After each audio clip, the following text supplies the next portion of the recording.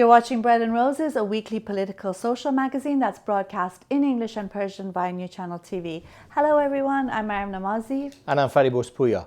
In this week's programme, we'll be discussing the Irish referendum on gay marriage with Michael Nugent, chair of Atheist Ireland. Shocking news of the week is about the mass graves of migrants in Malaysia. Insane fatwa of the week is about a warning for men and masturbation. Watch out for your pregnant hands in the afterlife. And good news has to be Irish referendum again. We like that. Stay with us. In a referendum, 62% voted in favour of changing the Irish constitution to allow gay and lesbian couples to marry. The landmark decision was celebrated across the world. A senior Vatican official, however, said it was a defeat for humanity. In fact, it's a defeat of homophobic religious values and a gain for 21st century human values. The Vatican has said that the wonderful referendum that is being celebrated across the world is a defeat of humanity. And again, it goes to show, how backward and medieval religion is. I mean, they don't care about people, they don't care about rights, they just care about that really messed up religious dogma of theirs. Yeah, the imaginary friend. And I think a bad imaginary friend. Absolutely. I think the key to the power of religion is always over institutions and people's habits and key points. When in reality, when you look at it, they don't have the hearts and minds of people. In Ireland, everybody always referred to Catholic Ireland and never referred to a progressive Ireland, a secular Ireland. But in reality, they've taken over all the institution, and through domination of institution, the rules of society. I mean, this is exactly the sort of thing that we always say about Iran and other societies that are considered Islamic as well. The institutions might be Islamic, the state might be Islamic, but it's very different from what people actually might think. And I think this shows that Ireland is not necessarily all regressive or backward. People there want, equality for gay and lesbian couples. Yeah, and we've always said do not associate people with the state. Yes, definitely. And in Iran, we've said that Iranian society is not an Islamic society, the government is. And Ireland, yet again, proved the fact that people and society in Ireland are very progressive and very non-Catholic and non-religious to the sense that Catholicism referred to. And again, we said about Israel as well, do not associate Israeli people with the state of Israel. So we need to be able to distinguish that all the time. I think this is really, this is one of those things where you saw people celebrating on the streets. It gave me goosebumps really, and it felt like it was a victory for all of us. And in a sense, when they say values are Western or East, they're Western, you can see how this is not the case, how universal it is, because it was really celebrated across the globe. Yeah, and we've seen in that I've got loads of Irish friends. Some of them got married on that day. Huge celebrations everywhere on Facebook. People were really enjoying the moment.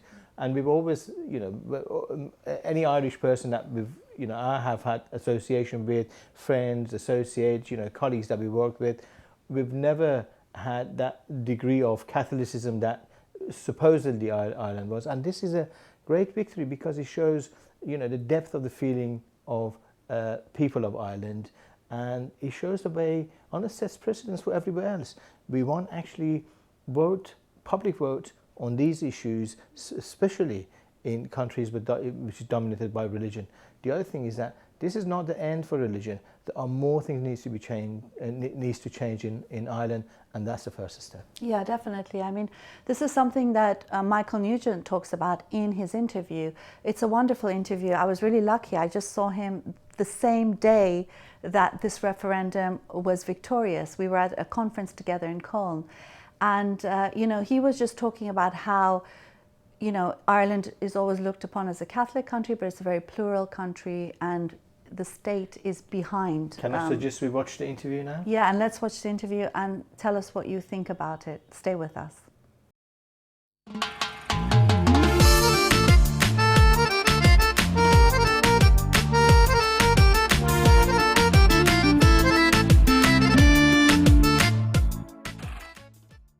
Hello, Michael Nugent. Welcome to our program. I wanted to ask you about this wonderful victory in Ireland for gay marriages. Can you explain what's happened? Yes, well, Ireland, of all countries, has become the first country in the world to make gay marriage constitutional by popular vote. There are a number of other countries where gay marriage is legal, but in all those countries it's been done either by a government law or by a court judgment. Ireland is the first country that the people have voted as a whole to make marriage equality for everybody. That's amazing, and especially given the the way people look at Ireland as a very religious country. Well, it used to be a very religious country. I don't think it is anymore. I think it's more complicated than that. I've always said that Ireland used to be a Catholic country, and now it's a pluralist country, but with Catholic laws. So the people have moved on. The people are much more pluralist. The people are much more tolerant. But we still have laws in place from the time that the Catholic Church did have a more iron control over the people. We still have, for example, the Catholic Church running 90% of our primary schools. The Catholic Church has exemptions from our equality laws that allow it to discriminate on the grounds of religion in those schools and in hospitals. You still have to swear a religious oath to become president or to become a judge or to become Taoiseach in Ireland, which is the Prime Minister in Ireland. So all of those laws are still in place from the time that the Catholic Church was in control. But now, as this vote has shown, the people have moved on, and it's up to the politicians to catch up with the people and to start passing laws that are more relevant to the Ireland of today than to the Ireland of 100 years ago. I read that there was a lot of work by the Christian right to try and make sure that this doesn't happen. What's the background to that? Well, I tell you, it's actually quite encouraging in a way, because what they did was they were campaigning on the basis of saying, well, look, if you have gay marriage, you'll have an increase in surrogacy, you'll have an increase in adoption by gay parents, and a whole range of issues that were nothing to do with the referendum, because all of those are dealt with by other laws, and they apply equally to straight couples as they do to gay couples. But what I found encouraging about the fact that they were using those arguments is that it's clear that they felt uncomfortable being openly homophobic in a way that 20, 30 years ago they would have been just campaigning against this on the basis of, no, this is unnatural, God wants people to be man and woman together for life. But the fact is that they don't feel comfortable being openly homophobic now, so they have to hide behind these distraction issues, and thankfully people saw through that and voted, not just voted for it, but it seems like voted over 60%, almost 2-1 in favour of gay marriage in a country where homosexual acts were criminalised up to the 1990s. It's an amazing turnaround. It's really amazing. And what was you were talking earlier about the situation of gay people in Ireland just a few years ago? Yeah, well, if you go back to the 1980s, when homosexual acts were illegal in Ireland, there was a horrendous case in a park in Dublin, Fairview Park on the north side of Dublin, a public park, where a gay man called Declan Flynn was beaten to death by a group of people who openly called themselves queer bashers. They said they were that was what they were trying to do. And the judge said that it couldn't possibly be described as murder. They said it was a manslaughter, gave them a suspended sentence, and they had a victory march from the court back to Fairview Park. Now, that incident caused the first really big gay community protest march against these type of things as a result of that case. And that protest march eventually evolved into what is today the annual Gay Pride Parade, which is now like a big celebration of the gay community in Ireland. It arose out of that tragedy, but it's something good has come out of it, and we now have just a short time later not only homosexual acts legalised, which happened in the 1990s. Unfortunately, it took in that case a gay senator going to the European Court of Human Rights and in order to get them to tell Ireland, no, look, you can't be making homosexual acts illegal. But now, a short time after that, we now are leading the way. We're no longer the country that everybody looks at as being the Catholic reactionary country, and it shows that society is more complex than some people would like to see it to be. Definitely, and there's also been a lot of hard work, which I know you've done a lot of as well, to make this a reality. Yeah, we work in Atheist Ireland along with a range of other groups, the LGBT groups on this issue, travellers groups in terms of discrimination against travellers, women's groups and feminist groups in terms of the lack of abortion in Ireland. And there's a range of rights-based advocacy groups that all have fairly progressive attitudes. And each of us have our own areas that we'll focus on the detail of, but we all work together to try to bring about a more progressive Ireland. This particular referendum was really encouraging because of the amount of new people that started coming out, canvassing, knocking on doors, that had never been politically active in their lives, mostly young people. Also, the number of people that in the last week who live abroad came back to Ireland just to vote and are then going, like thousands of people came back to Ireland just to vote, and then they're going back to wherever they live in England and Canada and Australia and in Europe, wherever it is. So it's a really exciting time, and it's like, for some of us this is, I won't say it's the culmination because there's still loads of stuff to do, but it's a really major step in something we've been doing all of our adult lives. I was up to yesterday, even when the votes were coming in and people were saying, it's looking really like a yes, I was afraid to think it would be a yes because I'm so used to losing these referendums. And I was thinking, they'll find another box of no votes somewhere in a corner or something. But it looks like it's through now. It's amazing. Well, congratulations. Just one quick final question. What's the importance of gay marriages? Well, the importance of gay marriages is that the gay people are seen as equal. Like America tried separate but equal with black people, and that didn't work out very well. And this idea that the Catholic right have been saying is, well, you have civil partnerships, that should be enough for you. Well, it's not enough for them, so why should it be enough for gay people? And now we finally have a situation where gay marriage is not only there in a way that civil partnership was, but it's protected in the Constitution. So even if you do get a government that wants to take those rights away, it can't without going back to the people. Brilliant. Thank you very much. You're welcome.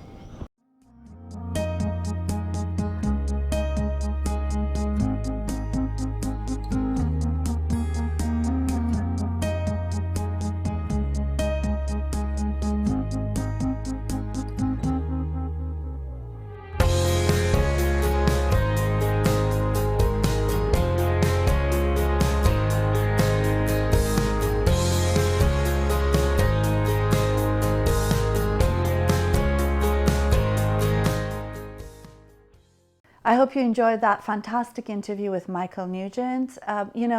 One of the things that he was talking about was the fact of how homosexuality was even criminalized only 22 years ago. When you think about it, it boggles the mind. 22 years ago. And now, by an overwhelming majority, gay and lesbian couples can get married in that country. What a big step forward. And I think the fact that the constitution has changed, I think that's very, very important. I think, as you said earlier, other countries need to take, they need to follow Ireland. Ireland is leading. Yes. Ireland is leading in this area, and I think we need to have more rights for homosexuality and gay and lesbian people across the world, and we need to fight for that right in the Islamic dominant states in Middle East as well. Definitely, definitely.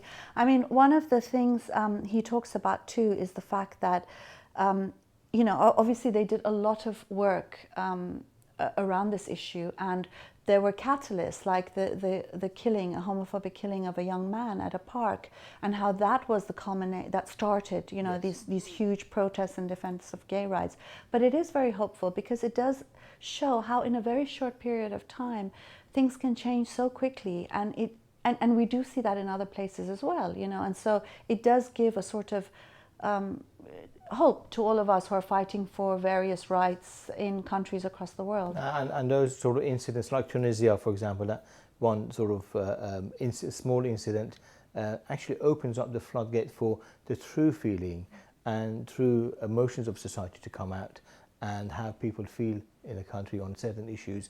And these are the religious dominant institutions who always are keeping down people and removing their rights through their engagement with institutions, and that's the key.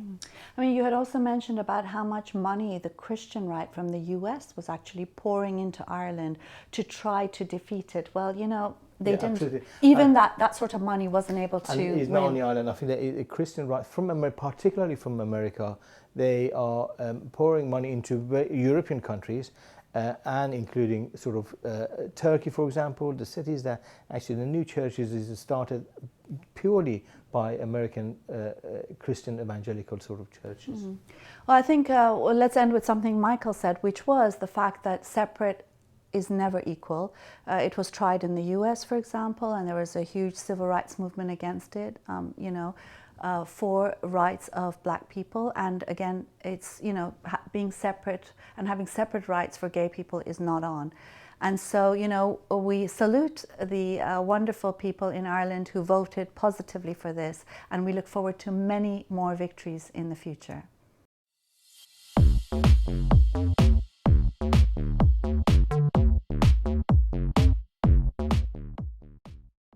Shocking news of the week is about reports of mass graves in Malaysia, in the north of Malaysia, bordering Thailand. And they found so far 140 mass graves. Some of them have more than 100 people buried in them, and they're migrants who are fleeing from Bangladesh, from Burma, Myanmar, particularly the Rohingya Muslims who are fleeing persecution there.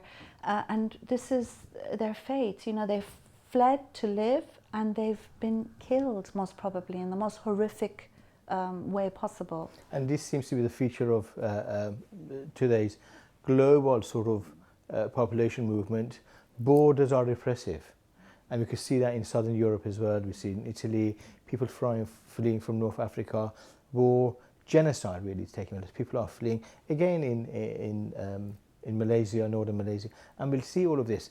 Borders and strict border control, creates a space for gangs, criminal gangs, which are their hands are very, very closely sort of held by the local capitalists, because they want to drive the wages down. They need an army of unemployed and poor people, desperate people, to be able to manage the labour market. Really, that's part and parcel of the same thing. So the solution really is no borders and protection for people who want to flee persecution, whether they're fleeing to Europe or whether in Asia as well. We're going to see more and more of this, and we need to fight for global space for everybody to be able to protect it. Yeah, I mean, that you raise a lot of important points, and this is the fact that, there's such there's all this propaganda against migrants coming, and about how, countries will be overrun and so on and so forth. And the reality is that most migrants go to other countries in the third world because it's so difficult for them to actually get to Europe and the West.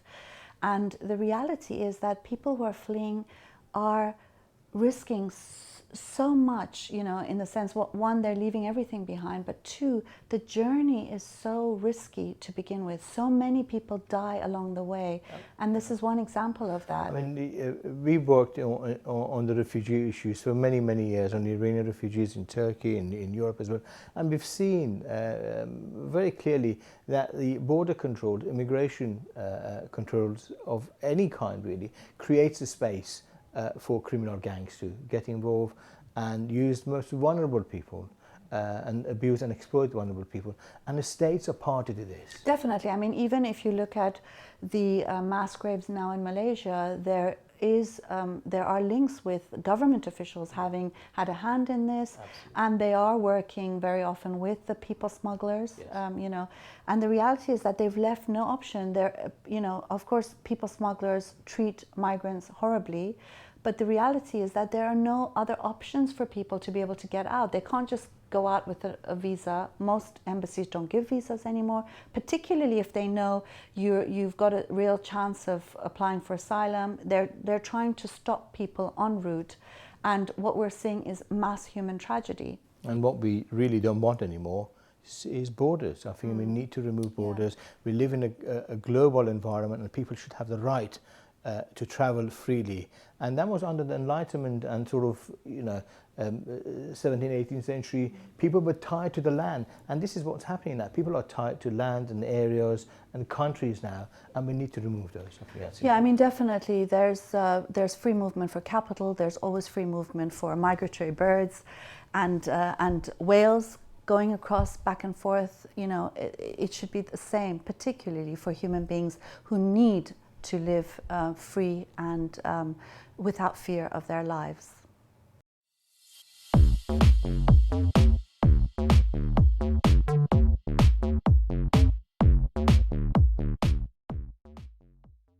Insane fatwa of the week is from Turkey, and a warning to men that masturbation will cause pregnancy in the afterlife. Very scary stuff. You palm of your hand, need not to be pregnancy, careful. Palm of your hand. You'll have a baby on your hand. Yes, yeah. So it would be a womb here. Most probably. I'm shocked. I don't know what to say because it's, you know, afterlife. I thought you'll die and then you'll stay down for a long time. Stay down for a long time.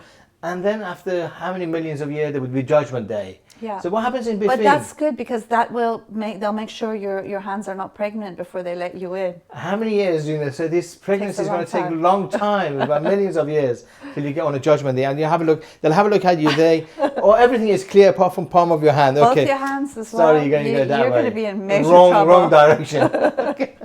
I mean, it's interesting because usually they say if you masturbate, your hands get all hairy or you get blind or your growth is stunted. Now this is an additional worry, and it's just for men because, of course, women do not masturbate. No. And I think that's part of fear that they would drive into young people, you know, who are exploring their own sexuality, especially young, is a scary thing. I mean, the attack on the mind. I'm getting attack on young people. Yeah. Constantly they're doing that. They're stupid. They are, and it's so funny because the guy is saying, well, you know, to prevent masturbation, single men should get married, right? But I don't think he realizes that even married men can masturbate. What about women? Women are not even included in his thing, so we just don't do it. He doesn't we're know. So pure. Yeah, exactly. Yeah. Yes. So basically, you've heard it from us. In the afterlife, if your hands are pregnant, don't say that you weren't warned. It's a lie. We warned you. Don't believe it. It's a lie. We warned them. What do you mean it's a lie? We warned you. Watch out.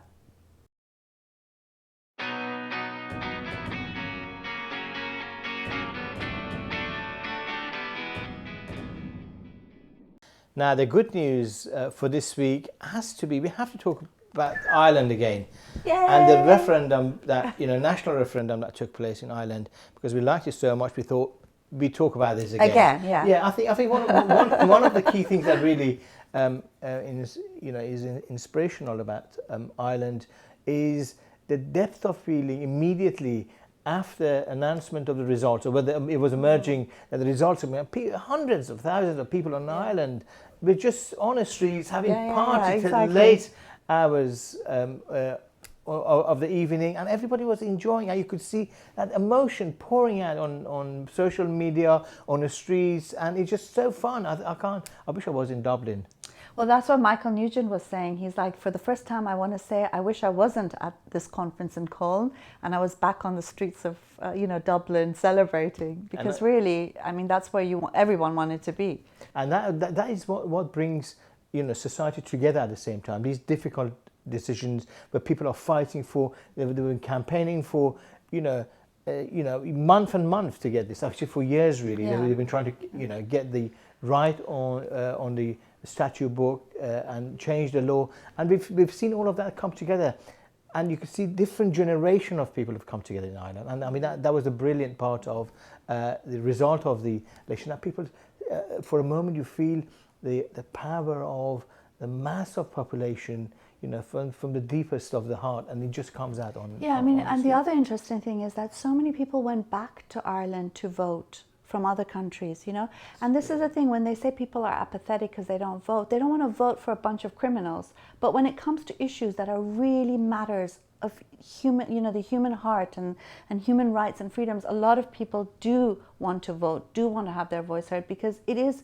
important. Now, I agree. And when you see, as you mentioned, on elections that, dominated by the media organizations distorting everything and put pressure, isolating people into individuals and atomize them, and they're all the scary stories. This was different. This was the power of popular feeling and popular vote, and it's totally different. So elections and decision making could be different, Yeah. could be popular, Yeah. and it could be really participatory.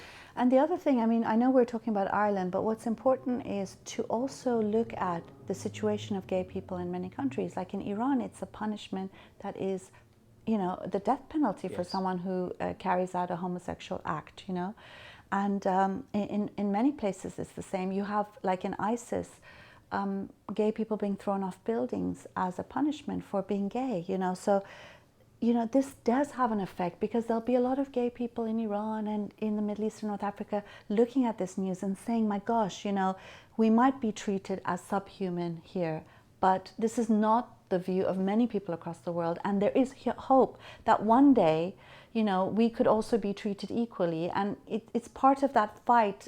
And again, that goes back to the fact that this is such a universal fight, really. I agree, and I think the island inspired a lot of people, and I'm sure we'll feel the effect of this decision by Irish people for changing law. We'll feel the decision and impact of this for years to come, and in different countries as well. So well done to people of Ireland for this inspirational sort of decision. Yay. And we love your decision. Yeah, we're very, very excited. Before we go, we are taping 2 programs this week, because I'm going to be in Vancouver for a conference and won't be able to tape. But after that, after this program and next week's program, we're going to start answering your many questions, very difficult questions, very interesting questions. So we're going to have a segment called Question Time or something to that effect. So send in your questions and comments, and we will have a segment on that, and it's going to be very, very exciting. We also would like to remind our viewers that we do need your financial support. Patreon site is you can send money directly, but we prefer that you support us and sponsor each program through Patreon site, which you will have the details as part of at the end of this program. Please do support us. We need every pound or dollar that you could send us. Definitely. We hope you enjoyed this week's program, and we look forward to seeing you again at the same time, same place next week. Goodbye. Bye-bye.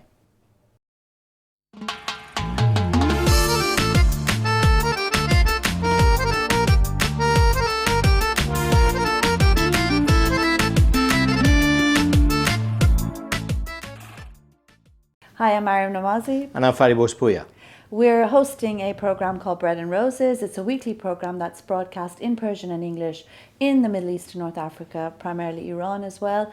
And it's also shown on YouTube internationally. And we've been doing this since last May. We're coming up to our year's anniversary, and we've had quite a lot of fun making these videos. We discuss taboo-breaking, free-thinking ideas. The Islamic regime of Iran has called us immoral and corrupt. And that's why you need to support us. We are the alternative voice in Middle East and North Africa. Of corruption and immorality. So do support us. Here's a short video from Patreon that explains how you can help us with even just $1 a week. That's nothing. Support us. Patreon lets fans become patrons of their favorite artists and content creators. It's different than Kickstarter because it's not about one big project that requires lots of funding. It's more for bloggers or YouTubers or webcomics, anyone who creates on a regular basis. Here's how it works.